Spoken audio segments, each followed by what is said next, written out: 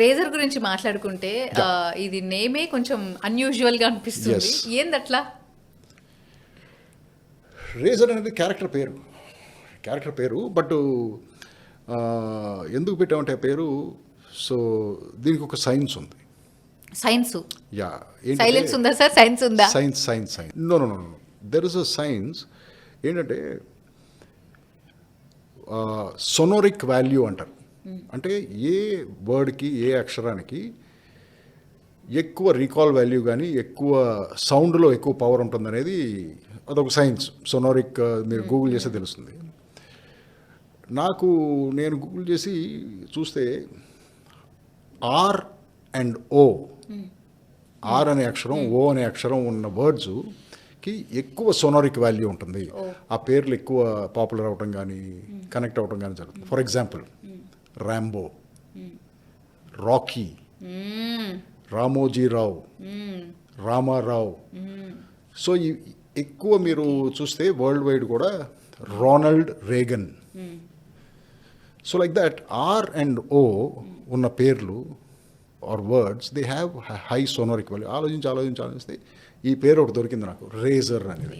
Are ఉంది, ఓ ఉంది. మళ్ళీ తీస్తాను హారర్ సినిమా తీయాలంటే ఏంటంటే ఒక మంచి ప్రిమైజ్ దొరకాలి. హారర్ని మీకు బిలీవబుల్గా నేను చూపించాలంటే అది రియలిస్టిక్గా ఉన్న స్టోరీ అయి ఉండాలి. అప్పుడు మీరు హారర్లో ఇన్వాల్వ్ అవుతారు.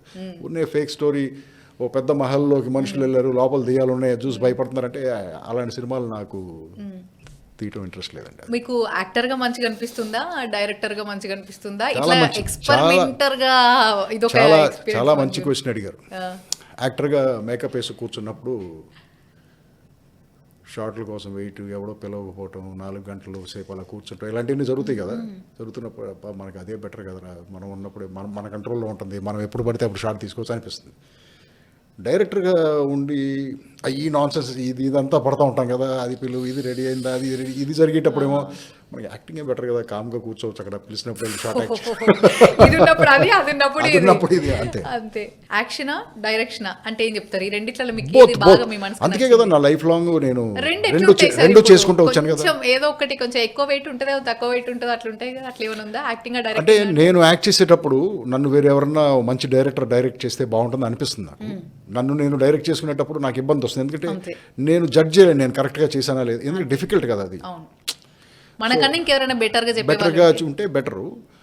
బట్ డైరెక్ట్ చేసేటప్పుడు మాత్రం I don't want an interference. I think my judgement is supreme. నేను ఎందుకంటే నేను రాసుకున్న కథ నేను ఎలా కావాలనుకుంటున్నాను నా ఒక్కడికే తెలుసు. కాబట్టి బేసిక్గా ఏంటంటే మీరు ఈ రూమ్లోకి వచ్చారు, ఏమీ లేదు ఈ రూమ్లో, సడన్గా ఒక కెమెరా వచ్చింది, ఇంకో కెమెరా వచ్చింది, ఒక టేబుల్ వచ్చింది, 2 మనుషులు కూర్చొని మాట్లాడుతున్నారు, లైట్ వచ్చింది, ఈ సడన్గా ఈ రూమ్కి ఒక ప్రాణం వచ్చింది కదా. So that is what is creating. There is a blank page, అక్షరాలు లేవు దాని మీద, బట్ దాని మీద నుంచి ఫస్ట్ లైన్ రాసి ఒక స్క్రిప్ట్ తయారు చేశారు మీరు. సడన్గా ఒక 120 పేజీల స్క్రిప్ట్ వచ్చింది మీ దగ్గరికి. Isn't that magic? So movie is like that. మీరు ఒక ప్లేస్ రాగానే ఏమి ఉండదు అక్కడ, మీరు మనుషులను తీసుకొస్తారు, ఒక బ్యాక్గ్రౌండ్ క్రియేట్ చేస్తారు, లైట్లు పెడతారు, సడన్గా it becomes a live scene.